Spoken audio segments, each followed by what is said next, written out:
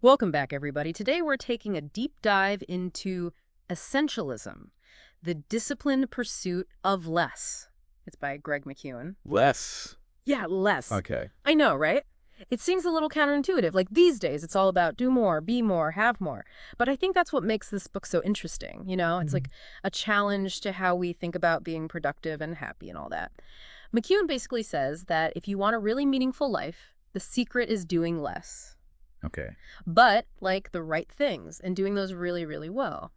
So in this deep dive, we're going to explore how to figure out what really matters, get rid of all the stuff that doesn't, and then ultimately like make the biggest impact we can in those areas.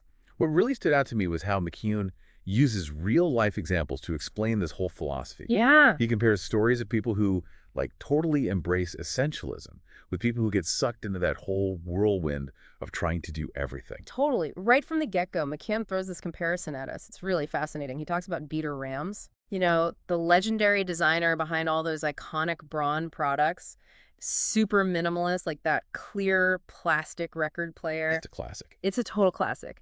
And Rams was all about stripping away anything unnecessary. He was focused on the pure essence of the product. And you know what? It really made a difference. Huge impact. Yeah, Braun became a global design powerhouse.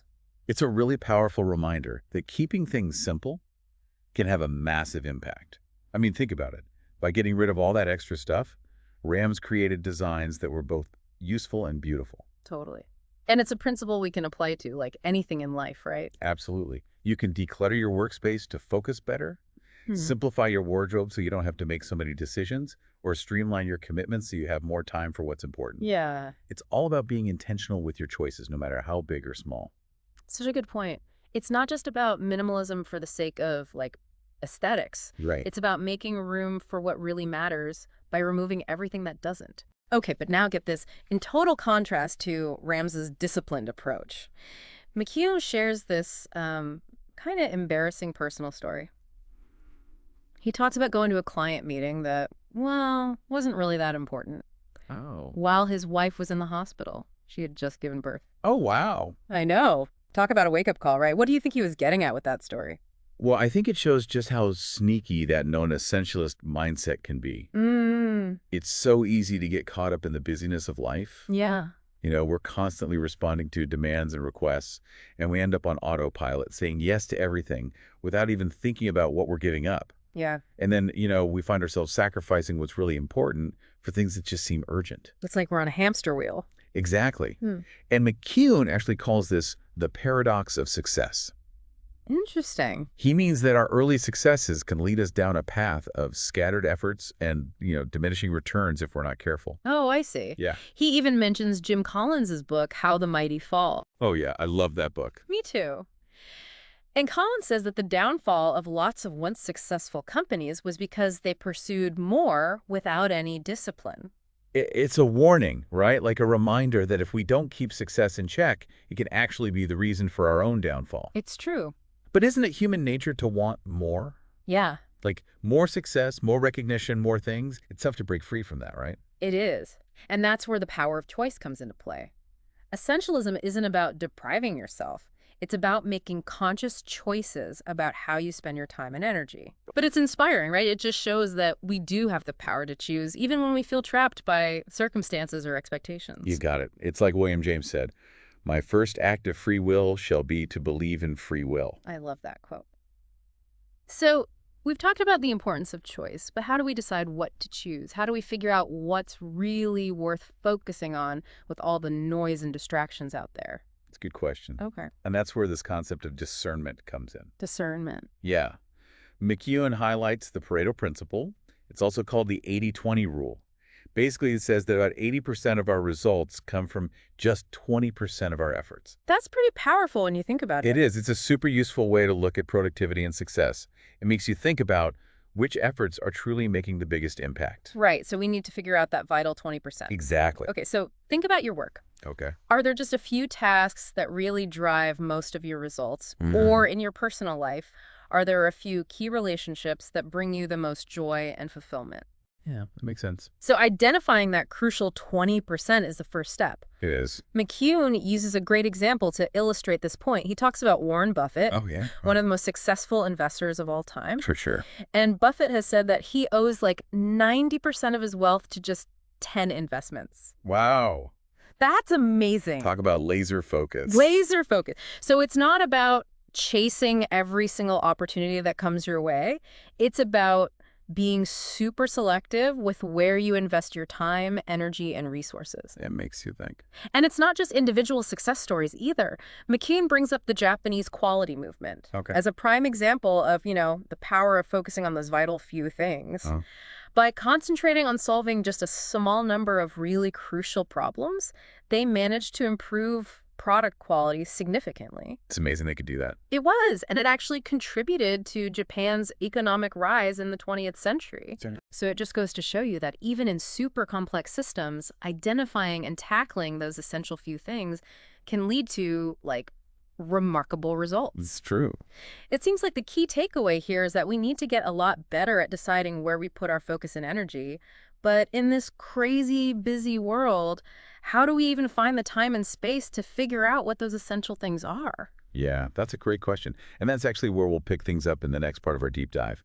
We'll explore McKeown's strategies for making space for the essential stuff and learning to see what truly matters amongst all the noise and distractions. Oh, I'm intrigued already. Stay tuned for part 2, where we'll dig deeper into the practical side of essentialism. You won't want to miss it. Okay, so picking up where we left off, we know how important it is to figure out those essential few things, but finding the time to actually think clearly about them, that's got to be a huge challenge, right? It is. It really is. One of the biggest things that keeps people from embracing essentialism is feeling like they're constantly bombarded with things they have to do. Right. There's just no time to really think or plan strategically. So how do we deal with that feeling of being overwhelmed? McKeown talks about creating space, even actually scheduling it in. Yeah. But how can we possibly justify making time for thinking, reading, or even playing when we're already feeling stretched so thin? That's a good question. Well, McKeown uses this really interesting example. He talks about Bill Gates' Think Week. Think Week. Yeah. Twice a year, even when Microsoft was growing like crazy, Gates would take a whole week off. Really? Yeah, he would completely disconnect from work and just think, read, and reflect on the big picture. A whole week. I have to admit, I'm a little jealous. But I can see how stepping back like that could give you a lot of clarity and perspective. It does. But let's be real. Most of us can't just disappear for a week. What are some more manageable ways to, incorporate this principle into our lives? Yeah, you're right. A think week might not be realistic for everyone. Right. But you can adapt the principle. Even carving out small pockets of time can make a big difference. Like that example of reading classic literature for 20 minutes every morning. Exactly. Okay, yeah, that seems a lot more doable. It is. It's about those small, consistent investments and activities that feed your mind and help you connect with, like your essential self. It's like creating a little mental sanctuary in the middle of all the chaos. Exactly. Yeah. It's about changing your mindset from, I don't have time for that, to, I'm making time for this because it's important. Even just 5 or 10 minutes of focused reflection can really help you step back, gain clarity, and make better choices. Okay, so we're starting to carve out some space, create those mental sanctuaries. But then comes the hard part, right? Figuring out what to actually focus on. How do we learn to see what truly matters in the middle of all the distractions and noise of everyday life? It's tough. But McKeown tells this great story about Nora Ephron. Oh, yeah, the writer and filmmaker. That's her. She talked about her high school journalism teacher. He always emphasized that the lead to every story wasn't just the facts, it was the point, the significance. He'd always ask, why should anyone care? That's a good question. It's easy to get lost in the details and miss the bigger picture. Exactly. So one day he gave them an assignment to write a lead for a story about a faculty meeting. Okay. Everyone just reported the who, what, where, and when, the basic facts. Right, right.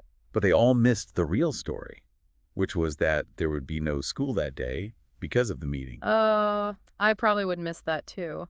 But I'm starting to see the connection here. It's not enough to just go through the motions, Right. Just collecting facts and completing tasks.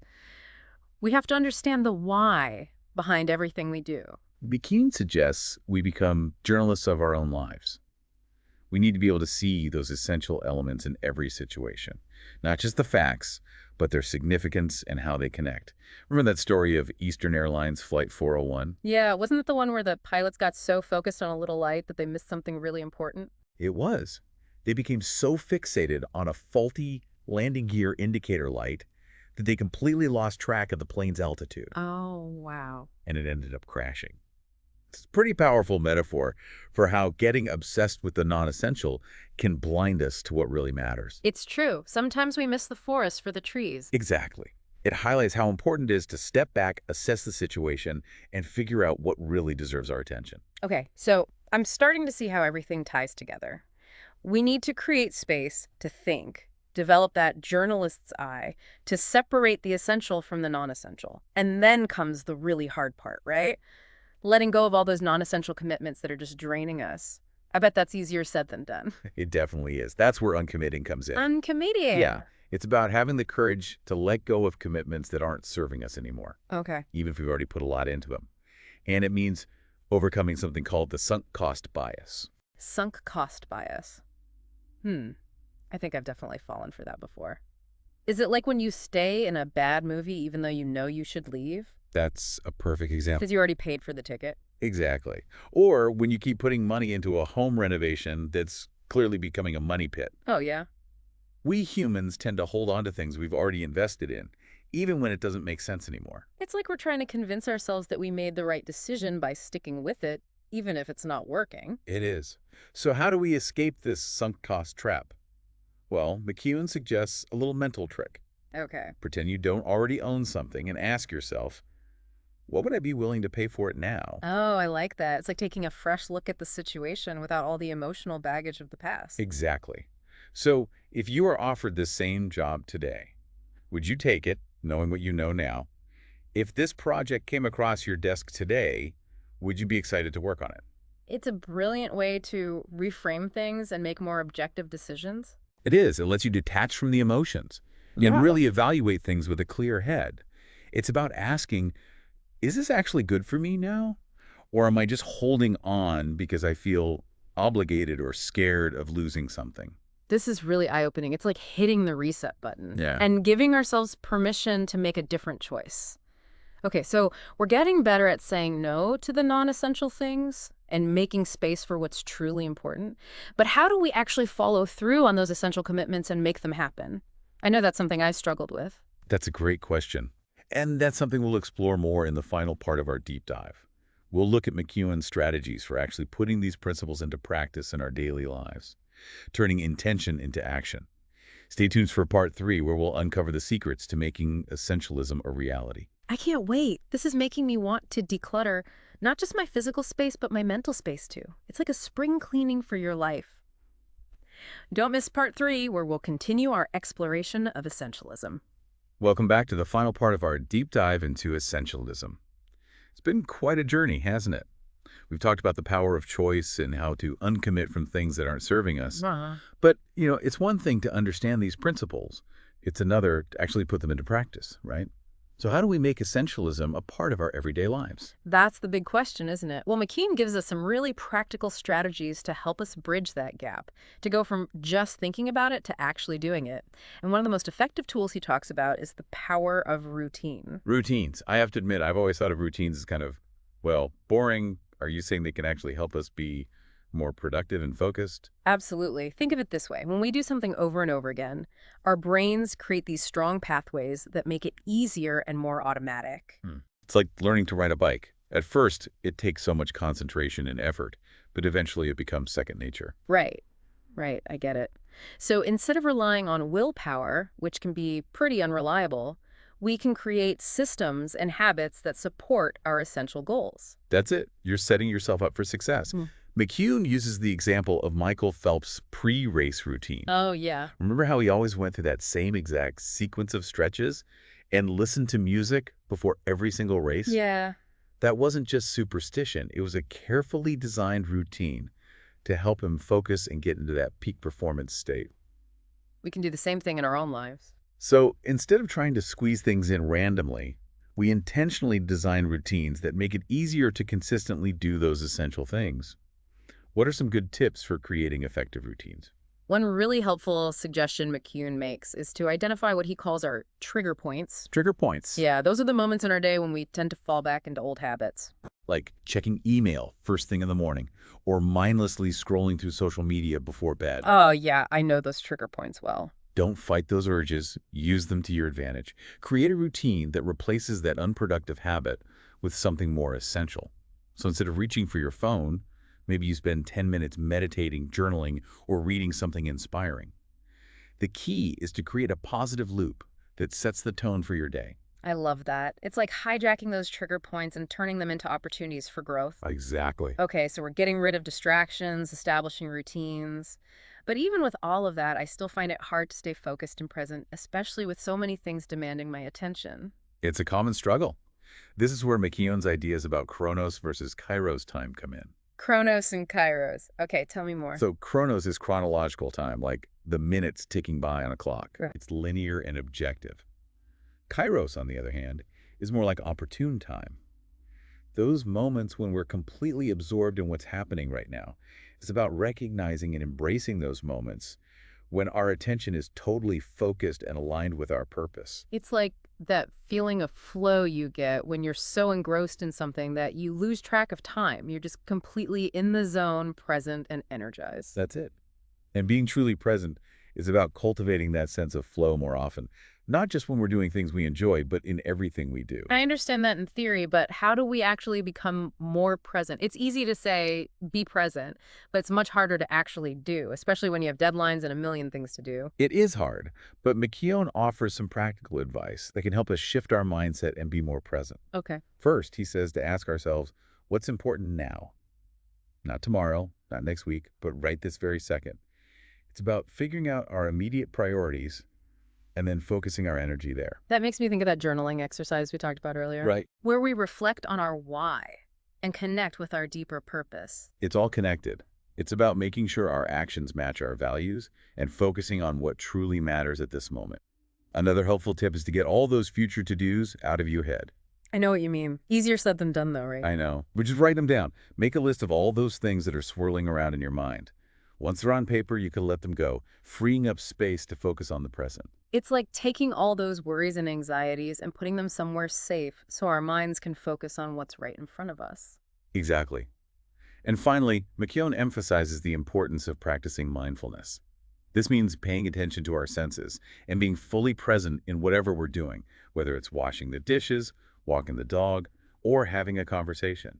It's about bringing our full attention to the present experience, enjoying those little moments, and appreciating the richness of life as it unfolds. Wow, it sounds like a powerful way to counteract all the distractions and mental clutter of modern life.